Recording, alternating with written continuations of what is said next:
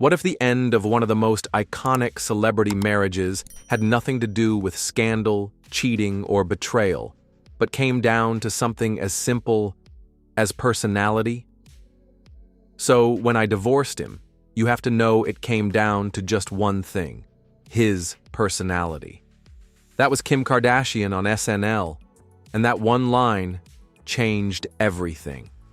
Kanye West, one of the most influential artists of our time, wasn't taken down by a tweet, an outburst, or even the red hat. He was brought down by something much deeper and much more human. This isn't just a story about it's about love, ego, loss, and how even billionaires can feel powerless when it comes to the people they care about the most. The Kanye-Kim split didn't happen overnight. In late 2020, they quietly separated. By early 2021, Kim filed for divorce. The public didn't get the full breakdown, just glimpses. But the patterns were there. Kanye was constantly moving, recording, creating, exploring new worlds. In 2019, he bought massive land in Wyoming and spent a lot of time there. Kim stayed in California, trying to provide stability for their 4 kids. And Kanye? He said something that struck people as powerful and heartbreaking. "My home is when my daughter FaceTimes me." That might sound poetic, but let's be real. FaceTime isn't fatherhood. It's not a substitute for presence. For a 44-year-old billionaire with 4 kids, it doesn't add up. Now here's where the internet caught fire. Suddenly, Kim is seen holding hands with Pete Davidson in Yeezys, and not just once, everywhere. From dinners to Disney, late-night shows to early morning walks, paparazzi pictures dropped like wildfire, and then the kicker, Pete with a hickey. The internet had a meltdown. Fans started asking, why is Kim doing this? Is it real? Is it for attention? For revenge? And Kanye? He didn't tweet a storm. He said, "God will bring me and Kim back together." He wasn't angry. He wasn't petty. He was hurt and still in love. Now let's be honest. We usually don't feel bad for billionaires. They have everything, right? But this was different. Even if you're not a fan of Kanye, there's something undeniably human about watching someone lose what they care about and still wish them well. And the craziest part? Kanye never trashed Kim. Not once. He always lifted her up, in interviews, on stage, even in his music. Take Lord I Need You from Donda. It's not a diss track. It's a love letter, a cry for understanding. But of course, this is Hollywood.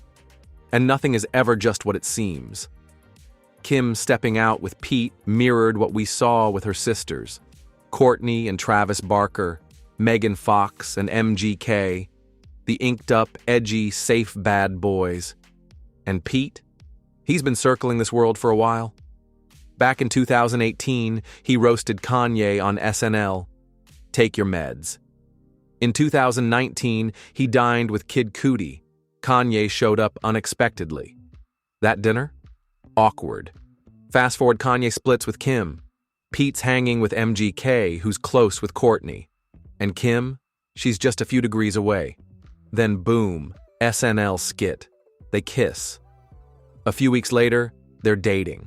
Coincidence? Maybe. Or maybe this is just how Hollywood plays chess. In the Revolt podcast, Kanye went deep. Real deep. He admitted to being homeless, couch surfing by choice. He rejected the idea of a permanent house. He said, "My home is when my daughter FaceTimes me." But that lifestyle comes at a cost. He acknowledged his mistakes, his ego, his manic episodes. He said he screamed, and that screaming didn't keep his family together. He opened up about being over-medicated in 2016, about going off meds, about spiraling, and he thanked God for the chance to learn. Here's the thing. We'll never know 100% of what happened. We're seeing edited clips, viral photos, and carefully curated headlines. But underneath it all, there's real emotion, real regret, real people. And Kanye? He's not just ranting anymore. He's reflecting, learning, hurting. And even if it's all part of a public performance, some parts can't be faked. So, what now? Kim's moved on, Kanye's still processing, and the fans? We're left wondering what's next. Selfishly, we hope for more music, more Donda-level vulnerability, but more importantly, we hope for peace, for healing, for growth. Because in the end, it's not about Yeezys or headlines. It's about a man who's trying to change, trying to become someone his kids can be proud of. And maybe that's the most powerful thing of all. So yeah, it came down to personality. But what does that even mean? Maybe it means he was too loud, too intense, too ambitious. Maybe it means his presence filled every room and left no space for anyone else. Or maybe it just means he was too much for a world that prefers people to be predictable.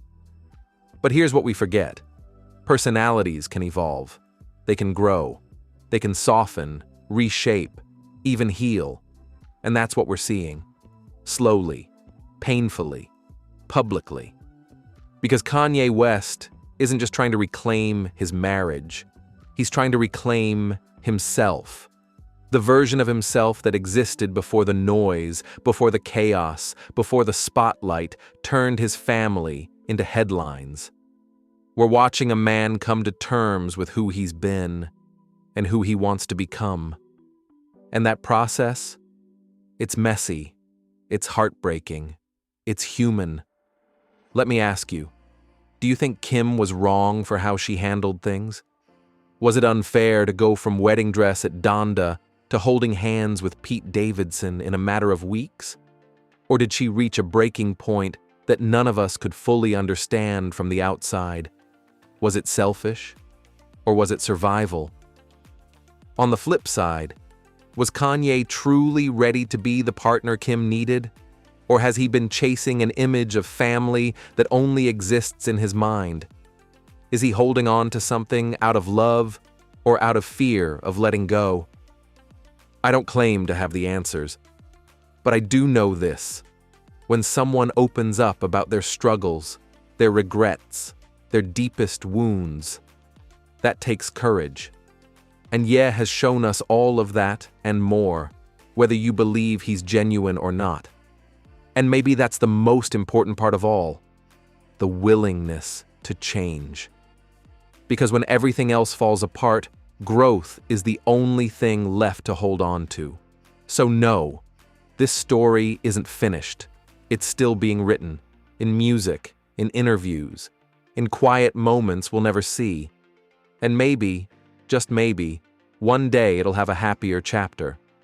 Until then, I want to hear what you think. Be honest. Be real. Did Kim move on too fast? Is Ye stuck in the past? Or is this just the tragedy of two people who loved each other but couldn't stay on the same page? Let's talk about it in the comments. And above all, stay curious, stay kind, be patient with others and yourself. And yeah, for real, drink some water. Life's a lot to process. Stay hydrated out there. I'll see you in the next one.